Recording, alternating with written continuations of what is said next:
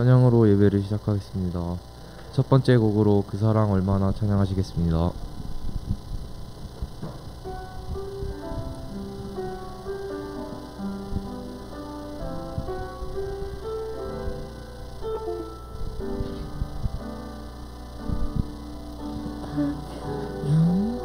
해도 나 표현하리라. 다 고백 못해도 나 고백하리라. 다 할 수 없어도 나 알아가리라.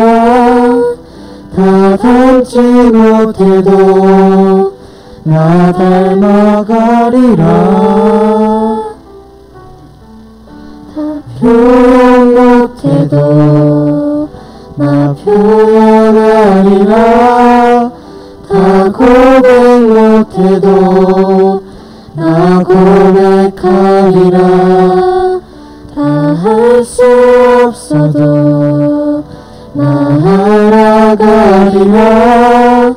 다 닮지 못해도 나 닮아가리라. 그 사랑 얼마나 아름다운지, 그 사랑 얼마나 날 부게 하는지, 그 사랑 얼마나 크고 놀라운지를, 그 사랑 얼마나 나를 감격하게 하는지.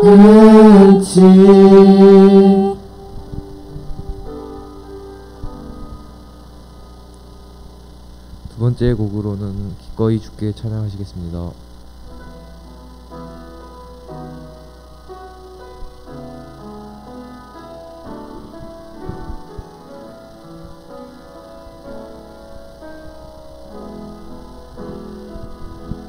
주의 약속이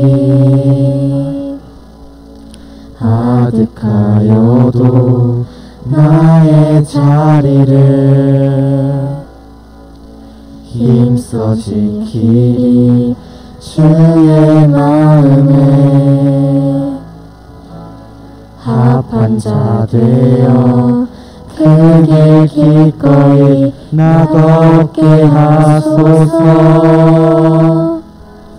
주의 계획은 성실하시니 나의 고백을 온전케 하네. 주의 나라가 세워짐을 바라며 모든 것 기꺼이 주께 드리네.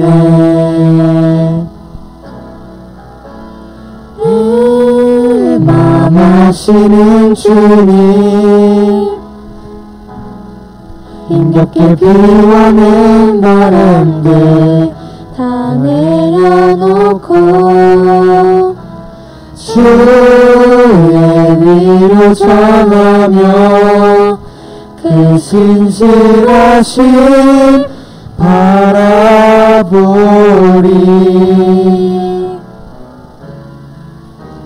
주 맘 아는 자들이 주님의 일하심 비추는 그 통로 되어 주의 나라 위하여 내 소망 넘어 주 뜻 이루소서.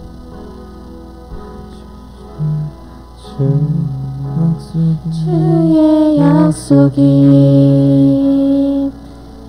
아득하여도 나의 자리를 힘써 지키리. 주의 마음에 합한 자 되어 그 길 기꺼이 나 걷게 하소서. 주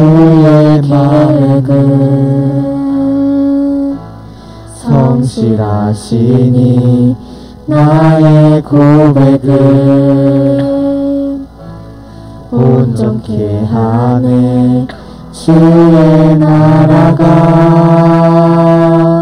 세워짐을 바라며 모든 것 기꺼이 주께 드리네. 내 맘 아시는 주님, 힘겹게 비오는 바람들 다 내려놓고 주의 위로 전하며 그 신실하심 바라보리.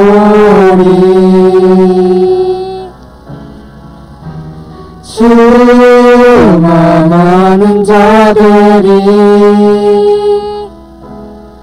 주님의 일하심 비추는 그 통로 되어 주의 나라 위하여 내 소망 넘어 주 뜻 이루소서.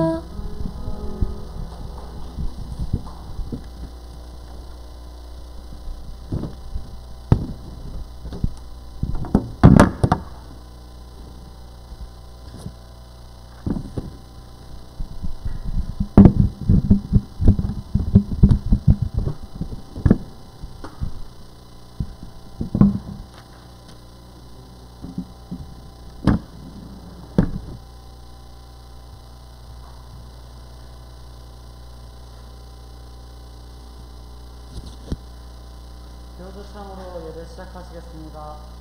나 드림 산 드림. 다 같이 일어나셔서 신앙 고백하시겠습니다. 나는 전능하신 아버지 하나님, 천지의 창조주를 믿습니다. 나는 그의 유일하신 아들, 우리 주 예수 그리스도를 믿습니다. 그는 성령으로 잉태되어 동정녀 마리아에게서 나시고 본디어 빌라도에게 고난을 받아 십자가에 못 박혀 죽으시고 장사된 지 사흘 만에 죽은 자 가운데서 다시 살아났으며 하늘에 오르시어 전능하신 아버지 하나님 우편에 앉아 계시다가 거기로부터 살아있는 자와 죽은 자를 심판하러 오십니다. 나는 성령을 믿으며 거룩한 공교회와 성도의 교제와 죄를 용서받는 것과 몸의 부활과 영생을 믿습니다. 아멘. 강재현 형제 나와서 기도하시겠습니다.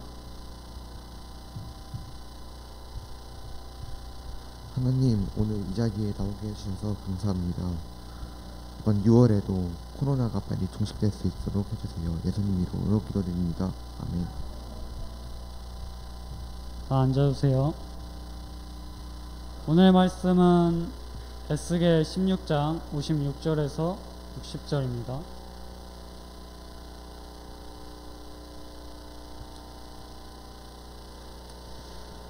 네가 교만하던 때 네 아우 소돔을 네 입으로 말하지도 아니하였나니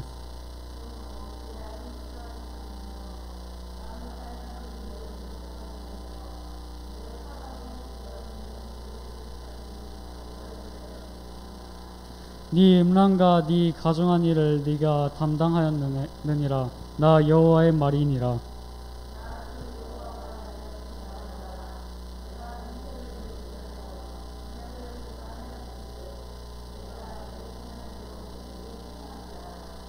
그러나 내가 너 올쓸 때에 너와 세운 언약을 기억하고 너와 영원한 언약을 세우리라. 아멘. 이상필 목사님 나오셔서 말씀 선포하시겠습니다.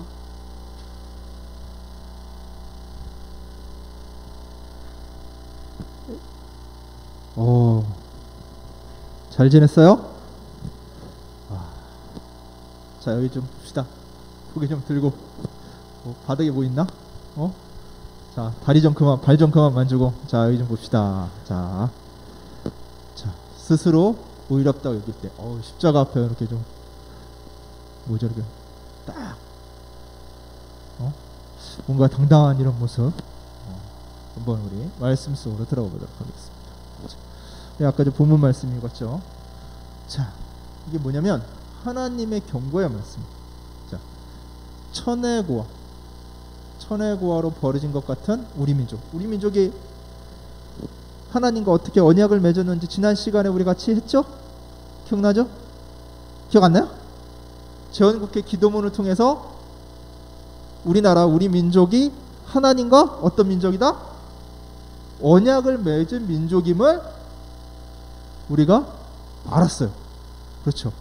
그래서 그 못 살던 나라 1년 벌어봐야 30불도 안 되던 GDP가 30불도 안 되던 나라가 지금은 4만 불이 넘는 그런 나라가 됐죠.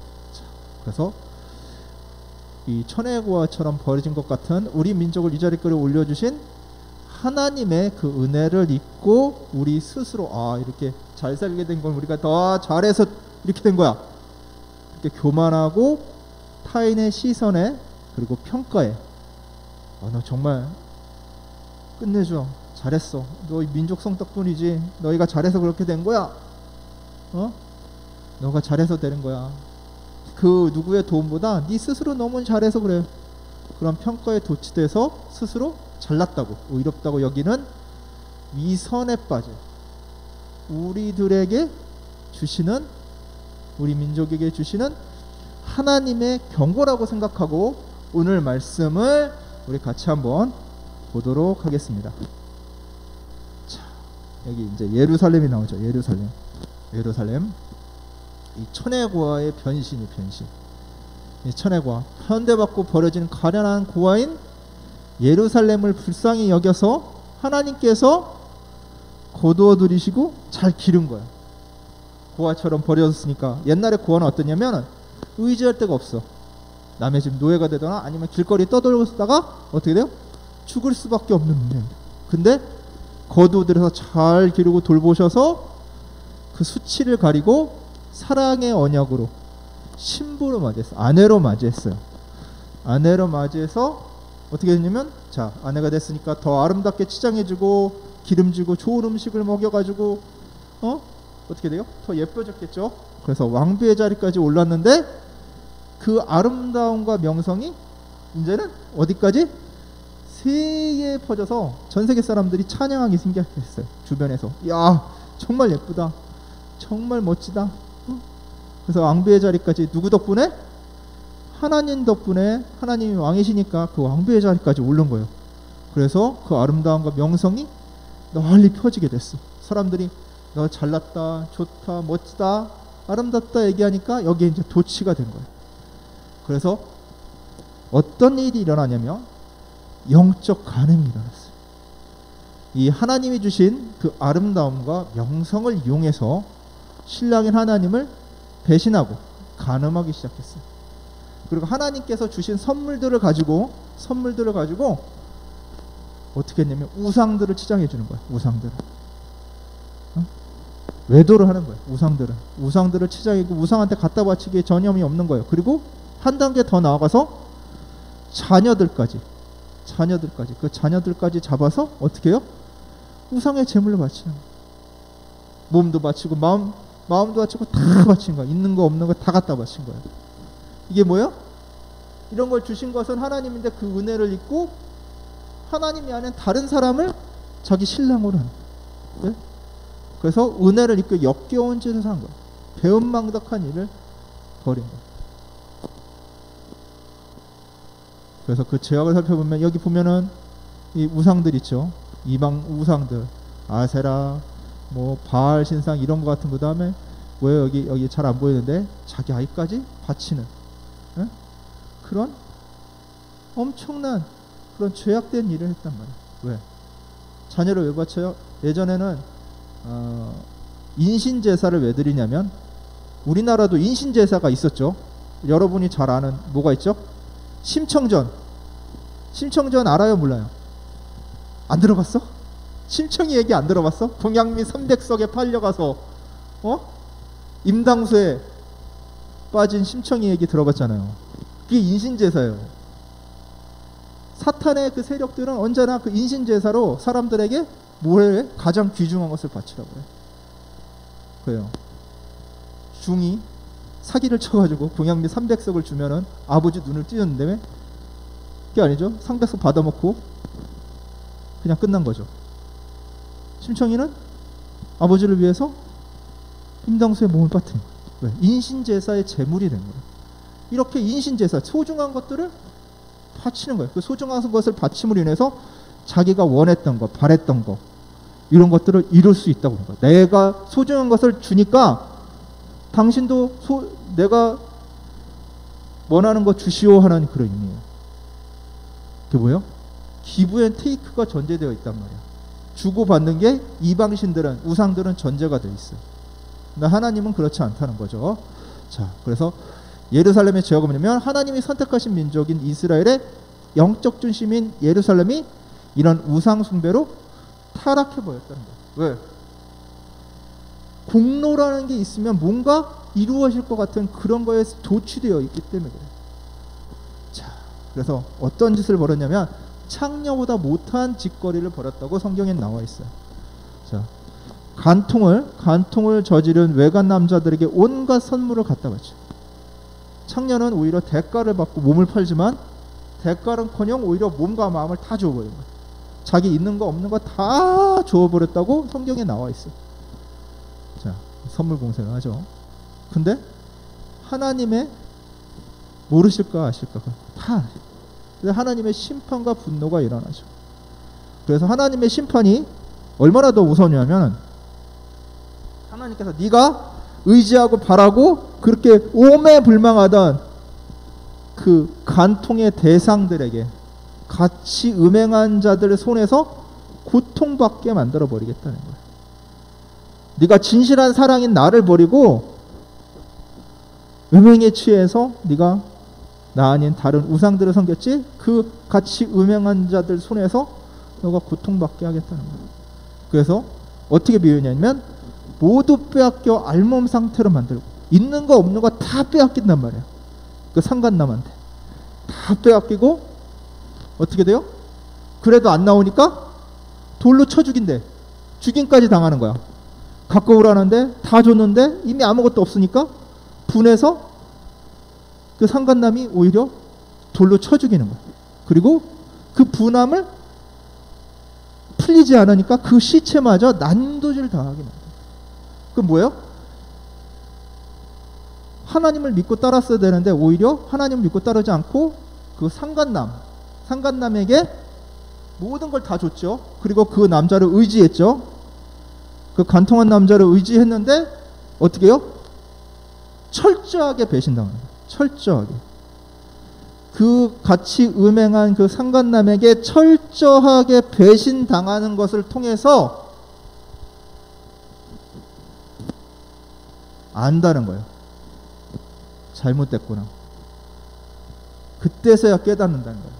이런 죄값을 다 받고 나서야 그 음란함과 가증한 짓을 멈추게 될 거라고 예언을 하셨어요. 네가 그토록 바라고 오매불망하던 그 상간남에게 나 아닌 다른 남자에게 정을 줬던 그 남자에게 네가 철저하게 배신당해 봐야 그때서야 내가 진짜 하나님인 것을 너희가 알게 된다는 거예요. 그리고 하나님께서는 이렇게 그냥 배신했다고 버려두시는 게 아니라 너와의 언약, 너가 젊었을 때 나랑 결혼할 때 그 사랑의 언약을 기억을 하셔서 구원하시겠다고 했어요. 어떻게? 그 구원도 끄트머리로 구원하시겠다는 거예요.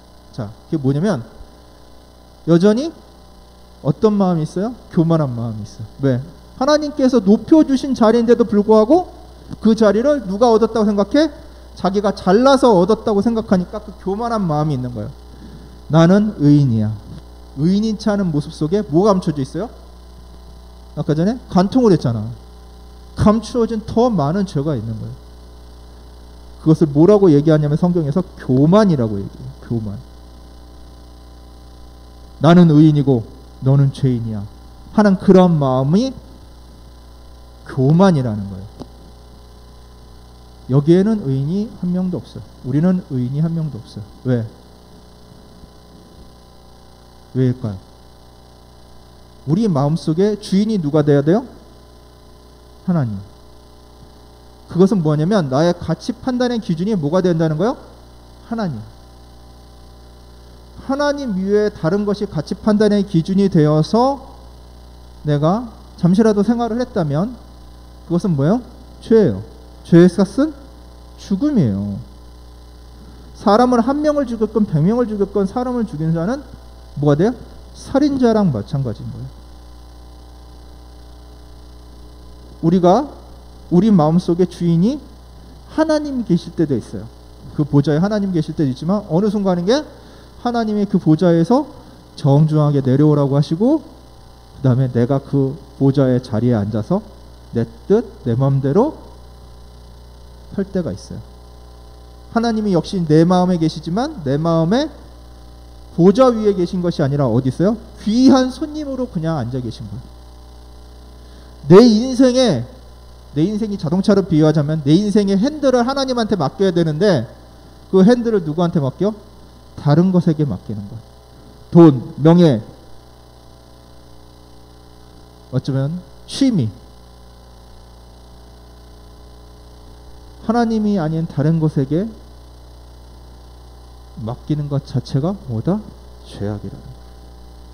그렇기 때문에 우리는 모두 죄인이라는 거예요. 그래서 죄인이지만 하나님한테 구원을 받은 구원자로서 의인이라 칭함을 받는 거예요. 자, 근데 그게 하나님의 은혜인 줄도 까맣게 잊고 그 자리에 있다고 해서 의인인 채 하면은 그 교만한 죄가 더 심하다는 거예요. 그래서 이 교만을 깨우치게 하기 위해서 사마리아 소돔보다 더 가증하고 타락한 부패를 네가 갖고 있기 때문에 이것을 깨닫게 할 수 있도록 맨 나중에 구원해서 수치와 치욕을 느끼는 거예요. 이게 뭐예요? 내가 쟤보다는 좀 더 교회 생활 열심히 하고 진짜 인정받는 것 같은데 하나님 보시기에는 하나님의 평가에는 아닌 것으로 드러나게 해주겠다는 거예요.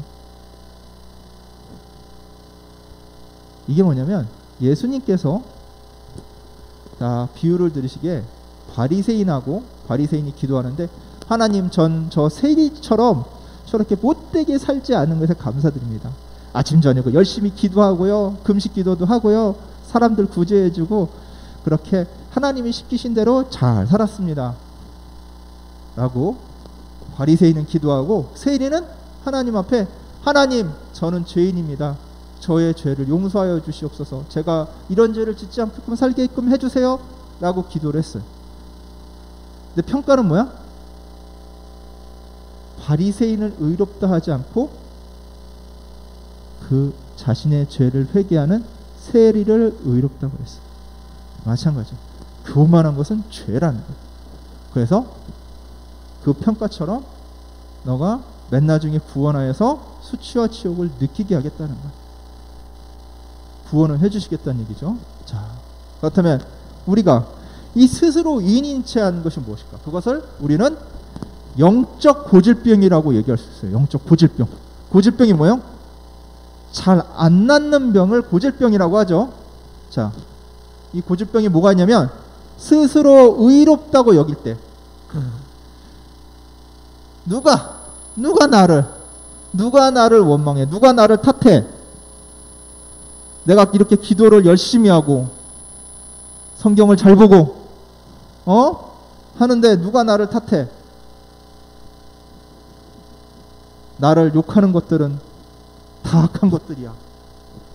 나는 의인이기 때문에 스스로 이렇게 의롭다고 여길 때, 자신이 죄인인 것을 깨닫지 못할 때, 그렇게 스스로 의로운 척하는 위선과 교만이 바로 뭐예요? 영적 고질병이라는 거야. 오늘날 이 영적 고질병에 걸린 사람이 너무나도 많아요. 나는 하나님의 의로운 자녀, 너는 지옥 될 감. 남한테 원망하고 손가락질하고 할 그런 게 너무 많아. 너 잘못했잖아. 지적은 잘해. 그러나 자신의 죄악에 대한 반성이 전혀 없어요. 회개가 없어요. 그런 사람은 이런 영적 고질병에 걸려요. 위선과 교만이 가득한 거예요. 그래서 그 사람들이 하는 기도나 말하는 걸 보면 우리가 어떻게 분별할 수 있냐면, 자, 자기의 의를 세우는 것을 통해서 그들을 분별할 수 있어요. 자기의 의가 하나님의 의보다 더 커. 그래서 그들의 기도를 보면 어떻게 하냐면, 기도는 감사와 간구가 이어져야 돼요. 감사와 간구가 이어져야 되는데 감사가 없어. 간구만 나와. 하나님, 저들이 잘못했으니까 저들의 잘못을 고쳐주시옵소서. 자신에 대한 반성, 회개가 없어요. 회개와 간구가 나와야 되는데 회개가 없어. 간구만 있어. 지적질만 해. 자신에 대한 잘못에 대한 반성이 전혀 없어요. 이게 뭐예요? 영적 고질병이라는 거예요. 그래서 오늘 본문에 에스겔서 16장 56절에 이렇게 나오죠. 내가 교마다하던 시절에는, 이 영적 고질병을 갖고 있는 시절에는 내가 내 아우 소돔의 추문을 들었을 때 그를 비웃었다. 소돔은 영적으로 타락한 도시임을 여러분이 알고 있어요. 그들의 얘기를 들었을 때 비웃었어요. 아이고, 저렇게 하면 되겠어? 손가락질했다고. 그러지 말라는 거예요. 그래서 로마서 10장 3절에는 이렇게 나옵니다. 하나님의 의를 모르고 자기 의를 세우려고 힘써 하나님의 의에 복종하지 아니하였느니라. 하나님의 의를 세워야 함에도 분명한데 누구의 의를 세워? 자기의 의를 세워. 자기가 의인인 것을 더욱 돋보이게 하는 거야. 그러니까 이렇게 보면 돼요. 남을 지적질하고 남을 욕하면서 상대적으로 자기를 높이는 사람들, 이런 사람들은 어떤 사람들이냐? 영적 고질병을 앓고 있는 사람이에요. 그렇다면 나는 아닌데요? 그래요. 하지만 이런 영적 고질병에 걸리지 않도록 여러분도 조심해야 돼. 교만해서는 안 돼요. 위선을 해서는 안 돼. 교회 안에서만 착한 척, 거룩한 척 해서는 안 돼. 교회 밖에 나가서는 그리스도인으로서의 품위와 기품을 잃어버린 생활, 그것은 위선과 교만이 가득한 생활. 여러분이 그리스도인이면 교회 안에서나 교회 밖에서나 그리스도인답게 살아야 돼요. 내가 손해를 볼지라도 그 손해는 누가 메꿔주신다고요? 하나님 메꿔주세요. 당장 내 눈앞에 손해고 당장 내 눈앞에 그것이 나에게 피해가 될 수 있지만 그 피해와 손해는 누가 메꿔주신다고요? 하나님께서 반드시 메꿔주세요. 복에 복을 더하세요. 하나님께서는 그냥 복 주시는 게 아니에요. 하나님을 주주로 받아들였을 때, 하나님의 말씀을 따랐을 때, 하나님께 나의 방향을 틀었을 때 그때 복을 받을 수 있는 거예요. 그 복 받는 행위는 내가 손을 내밀어야지 복을 받지. 복을 주시는데 맨날 손을 뒷짐지고서 복 주세요, 복 주세요. 그럼 어디다 주라는 거야? 복을 풀어야지 복을 받지. 선물 보따리를 풀어야지 복을 받죠. 하나님의 복은 우리가 생각하기에 고난일 수 있어요. 고난이라는 포장을 갖고 우리에게 오기도 해요. 그것을 열어볼 수 있는 용기가 있어야 돼요. 하나님을 따를 수 있는 결단이 있어야 돼요. 단지 과거에 하나님의 은혜에 취해서 하나님의 의를 모르고 자기 의를 세우려고 하면은 결국엔 뭐예요? 하나님의 의에 복종하지 않게 돼요. 우리가 우리 자신이 죄인임을 먼저 자각해야 돼요. 동시에 그 죄에서 우리를 구원해 주신 것이 우리 주 예수 그리스도라는 것도 우리가 자각을 해야 돼요. 그래서 우리는 죄인이지만 죄인으로서의 삶을 살아가는 게 아니라 어떤 삶을 살아나가야 된다고요? 의인으로서의 삶을 살아나가야 돼요. 그 의인으로서의 삶은 내 능력으로 살아나가는 것이 아니라 누구의 능력으로? 하나님의 능력으로 살아나가요. 하나님의 능력으로 살아나가려고 하면은 내 보좌 위에 누가 앉으셔야 돼? 내가? 아니에요. 하나님이 앉으셔야 돼. 그러면 기도가 감사와 간구가 나올 수밖에 없는 거, 회개와 간구가 나올 수밖에 없는 거, 찬미와 간구가 나올 수밖에 없는 거예요. 왜? 간구는 왜 나요? 내 능력으로 이룰 수 없으니까 간구하게 되는 거예요. 감사는 왜 나와요? 내 능력으로 이룬 것이 아니니까 감사가 나오는 거예요. 그래서 하나님께서 우리가 죄인임에도 불구하고 우리에게 구원을 베푸시는 이유는 단 하나예요. 하나님을 배신한 이스라엘에게 구원을 베푸시는 이유는 하나님의 언약 때문이라고 말씀합니다. 이 하나님의 언약은 쌍방이 아니에요. 우리가 약속은 서로 어떤 계약 조건을 지켜야 이루어져요. 근데 하나님의 언약은 그렇지 않아요. 우리가 어느 일정한 수준의 것을 하면은 하나님께서 나머지 것들은 그냥 주시겠다고 하시는 것이 하나님의 언약이에요. 그냥 우리가 하나님께 마음을 돌리면 그 다음에 하나님이 어떻게 복을 주시겠다고 약조를 하시는 거예요. 무엇을 걸고? 하나님의 이름을 걸고. 성경에 보면 하나님은 무엇을 위해 일하시냐면 하나님의 이름을 위해 일하세요. 우리가 간구할 때 우리의 모습을 보고 나의 행실을 보고 하나님 이루어 주세요? 그건 이루어 주실 수도 있고 안 이루어 주실 수도 있어요. 하지만 하나님께서 이루어 주시는 기도가 있어요. 그것은 뭐냐면 하나님의 이름으로 기도하면 돼요.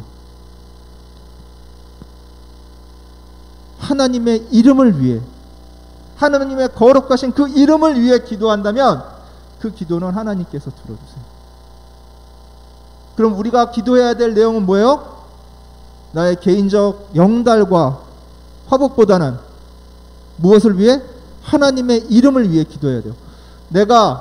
만약에 내가 어떠한 시험을 보고 어떠한 그 시험을 통해서 그 회사나 직장에 들어가야 된다면 이렇게 기도해야 돼요. 하나님, 제가 이번에 들어가는 직장, 그 직장을 통해서 아직 합격은 못했지만 하나님의 뜻이 무엇인지, 그리스도인에서의 삶이 무엇인지 그 직장에 있는 사람들, 그 회사에 있는 사람들에게, 아니면 내가 가르친 학생들에게 하나님이 살아계심을, 하나님이 우리의 구주이심을 드러낼 수 있도록 주여 보내주시옵소서. 허락하여 주시옵소서. 하나님의 이름이 정말 구주이심을, 진정 하나님이심을 세상에 내가 간 그 자리에서, 내가 합격한 그 회사에서, 내가 합격한 그 장소에서 드러날 수 있도록 주여 저를 보내주시옵소서. 이렇게 가는 거예요. 뭐예요? 내가 나를 위해 그곳에 가고 싶다는 것이 아니라, 합격하고 싶다는 것이 아니라 뭘 위해서요? 하나님의 위해서, 하나님의 이름을 위해서, 하나님이 어떠한 분이신지를 알리기 위해서, 하나님인 것을 보여드리기 위해서 나를 통해 나를 그곳에 보내달라는 거예요. 그럴 때 하나님께서 어떻게 해주시냐? 이루어 주시는 거예요. 왜? 하나님은 무엇을 위해 일하신다고요? 하나님의 이름을 위해 일하시기 때문에. 그래서 우리가 해야 될 것은, 우리가 교만한 마음이 들었을 때, 때로는 내 보좌, 내 마음의 보좌에 하나님이 아닌 다른 것이 그 보좌에 앉았을 때, 그것을 내가 자각했을 때 우리는 하나님 앞에 나의 죄를 알고 겸손하게 나가서 뭐예요? 사죄와 회개를 드려야 돼요. 그리고 이것을 통해서 나를 깨우쳐 주심을 알게 하심을 감사해야 돼요. 때로는 고난을 통해서 여러분의 그런 잘못들을 알게 하실 때가 있어요. 왜 나한테 이런 고난 주시냐고 원망할 수 있어요. 그러나 그 고난을 통해서 내가 위선과 교만에 빠져 있는 것을 알게 하신다면 고난이 나에게 뭐가 돼요? 유익한 게 된 거예요. 그래서 고난도 유익하다는 말을 바울이 고백하는 거예요. 여러분도 바울처럼 내가 혹시 나도 모르게 잘못된 길을 가고 있을 때 다시금 하나님 앞에 엎드려 사죄와 회개의 길로 나아가기 바랍니다. 그리고 지금 내가 잘 가고 있을 때라도 하나님 말씀을 잘 듣고 하나님 안에서 머무를 때라도 내가 넘어지지 않도록 보호해 달라고 간구하기 바랍니다. 우리가 이래야 진정 하나님 앞에 바로 서는 삶을 살 수가 있습니다. 기도하겠습니다.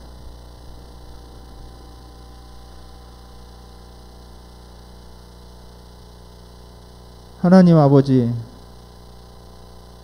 우리가 스스로 의인인 채 하지 않게 하여 주시옵소서. 내가 이룬 것들이 나의 능력으로 된 것처럼 거만하지 않게 하여 주시옵소서. 언제나 하나님 앞에 겸손하듯 사람들 앞에도 겸손하고 주님 앞에 무릎 꿇을 줄 아는 저희들 되게 하여 주시옵소서. 하나님, 세상이 많이 혼탁합니다. 세상은 자꾸 우리들에게 너의 잘난 그런 것들을 자꾸 강요합니다. 너가 잘났다고 얘기하고 나의 능력을 과대 포장합니다. 거기에 넘어가지 않고 항상 겸손하게 주님 앞에 나아갈 수 있는 저희들 되게 하여 주시옵소서. 감사드리며 예수님 이름으로 기도드리옵나이다. 아멘.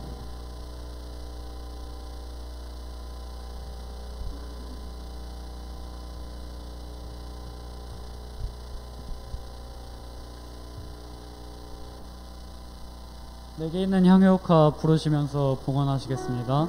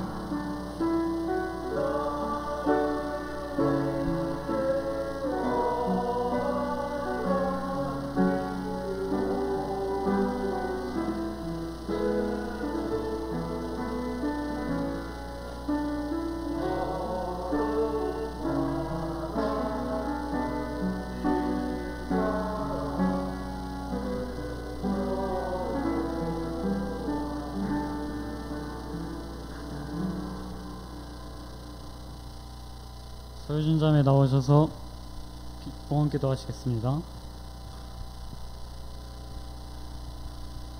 하나님 아버지, 오늘 교회에 나와 예배드릴 수 있게 도와주셔서 감사합니다. 고등부 선생님과 학생들을 코로나로부터 지켜주심에도 감사합니다. 한 주간도 잘 지낼 수 있게 도와주시고 다음 주에는 교회에 더 많은 사람들이 오도록 인도해 주세요. 예수님의 이름으로 기도드립니다. 이상필 목사님 나오셔서 축도하시겠습니다. 지금도 살아계셔서 역사하시는 우리 주 예수 그리스도의 은혜와 독생자까지도 아끼지 아니하시고 우리에게 내어주신 하나님의 극진하신 사랑하심과 지금도 이 자리에 계셔서 우리가 위선과 교만에서 벗어날 수 있도록 이끌어주시는 성령님의 인도 강화하심이 오늘 이 예배에 참석한 우리 고등부 친구들과 선생님 머리 위에 지금으로부터 영원토록 함께 계실지어다. 아멘.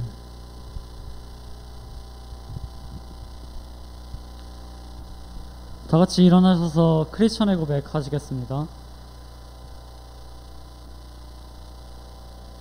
하나, 크리스천입니다. 하나님이 세상에서 가장 정직하게 창조하신 최고의 걸작품입니다. 둘, 나는 크리스천입니다. 매일 매주 하나님이 기뻐하시는 예배를 드리고 성경 말씀을 묵상하며 나의 삶이 하나님의 영광이 되도록 살아가겠습니다. 셋, 나는 크리스천입니다. 부모님과 선생님, 어른들을 공경하고 그 말씀에 순종하겠습니다. 넷, 나는 크리스천입니다. 친구의 기쁨과 슬픔, 웃음과 눈물을 함께 공감하겠습니다. 다섯, 나는 크리스천입니다. 복음을 부끄러워하지 않고 예수 그리스도를 전하겠습니다. 다들 앉아주세요. 수고했어요. 앉으세요.